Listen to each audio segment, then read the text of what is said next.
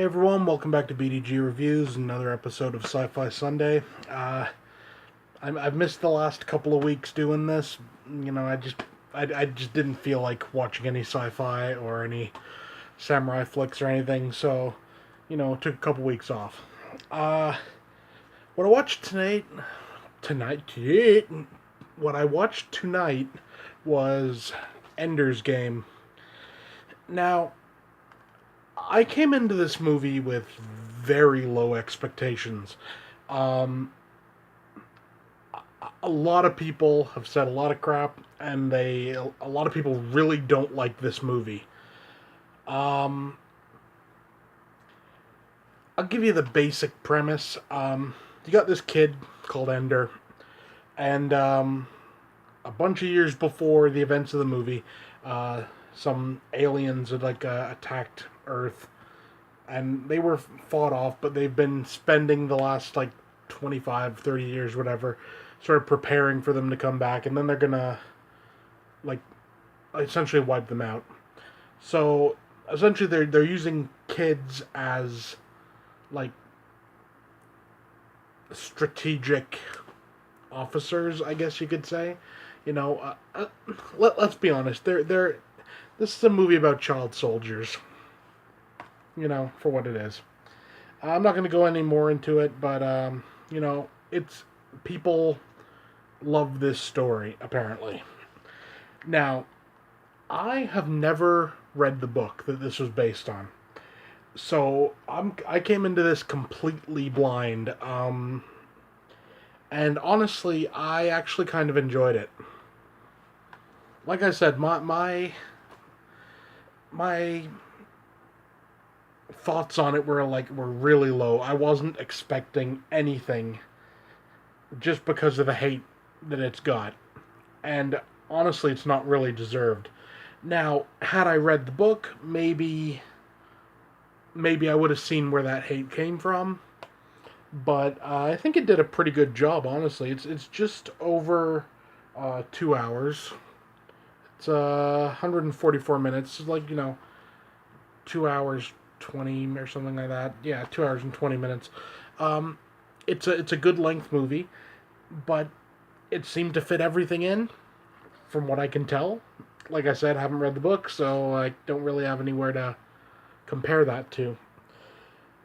But what made this a buy for me was I bought this for about $4.99, and at that price, I thought, hell, the cover looked kind of cool, and I thought, what the hell? Even if it sucks, I get a case, and it's $5. I'm not gonna complain. But I was actually quite pleased with it. Uh, it's not perfect. I'm gonna say that. My main gripe with it is I sort of have a problem with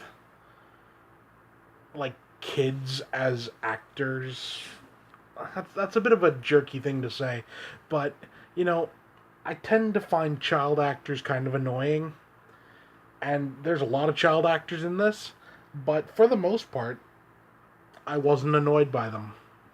You know, yeah, that's all I can really say about that. The acting wasn't annoying. Has Harrison Ford and Ben Kingsley as well, so that's two great actors there. And all in all, it was pretty good. The effects were actually quite well done, and I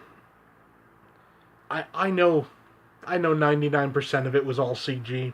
I know probably there's very very little practical effects in this. I'm sure it was pretty much all digital, but honestly, it was pretty decent digital.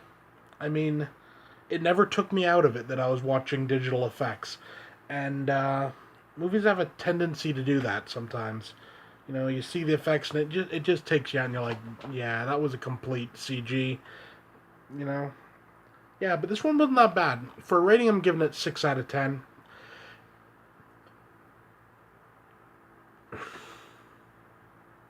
Long pause. I don't know why.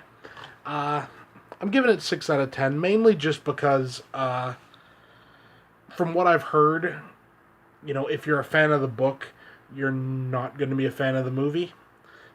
But if you're like me, you've never read the book, um, give it a shot. It's like $5.